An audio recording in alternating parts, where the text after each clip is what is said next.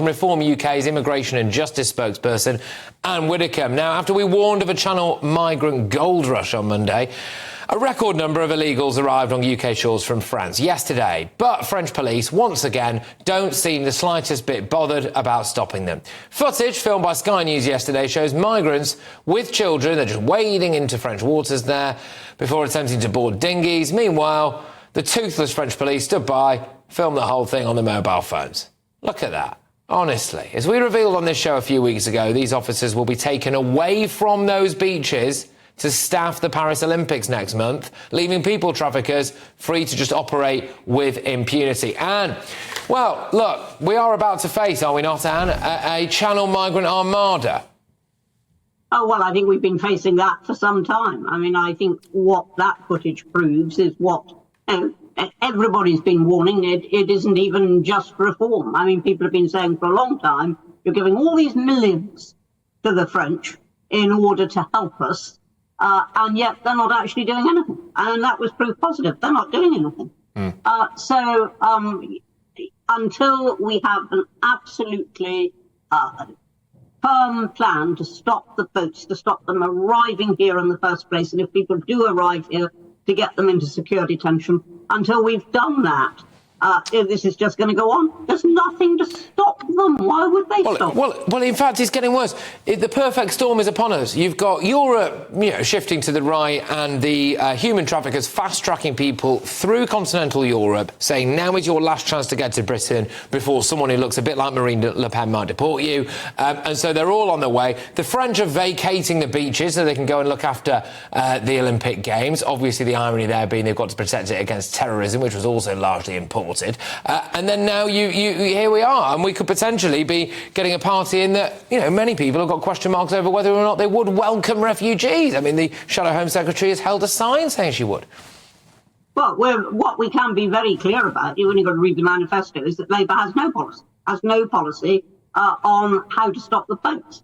And indeed, probably only Reform has, because Rishi is still talking about Rwanda as being the solution. In terms of numbers alone, Rwanda cannot be the solution. Well, just on that, Anne, who is Reform going to get to turn the boats back? Well, I mean, we will do exactly what the Australians and the Belgians did, which is that if boats are entering our waters or are about to enter our waters from French waters, you turn them back. But who does it? You turn them back and into their waters. But who turns it back? Because I don't think the Navy are going to do it. We're not. No, we're not. We've hardly got a Navy. Be sensible. We've got. But come on. Who does it? We've got a border force and we've got a coast guard. But I mean, the idea of a gunboat is ridiculous. Nobody's suggesting that. And the point is, we're allowed to do this in international law. Everybody seems to think we're going to be doing something extraordinary. I mean, you might as well ask, how did the Belgians do it?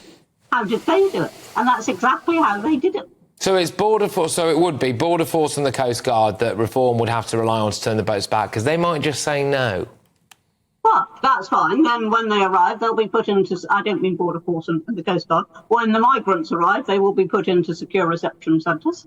And that is Plan B, and always has been Plan B. Okay. Whereas what's happening now is they arrive, they are sent to hotels, they are free to come and go from those hotels as they wish, and they simply disappear.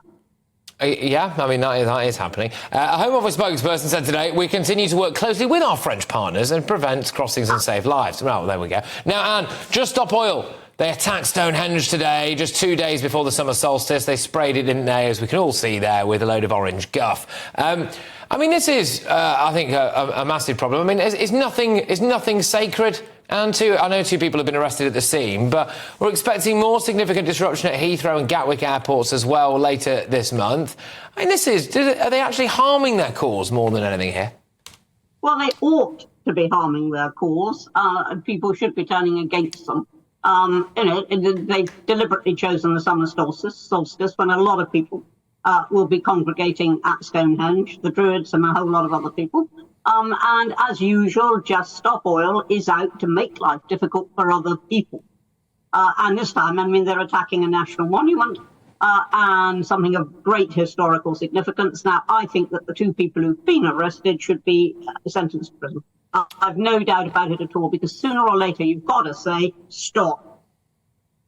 I mean, also, I will just say that there's apparently some protected species, I believe it's pronounced lichen, that's on there. So the irony being that actually they may well have done quite a bit to damage the environment. I know they say that it's cornflower and all of this, but that is an issue. I think that these people have just been emboldened, though, Anne. And when you see that the Labour Party used to at least accept a bit of money from the guy who used to found Just Stop Oil and fund Just Stop Oil, I wonder what message that sends.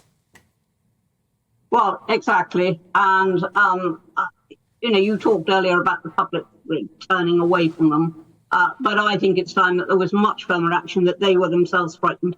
And the only way that you'll be able to do that is to impose sentences that will force people to stop and think. As a deterrent. Yeah, as a deterrent. And look, thank you very, very much. Anne Widdecombe there, the wonderful Anne Widdecombe.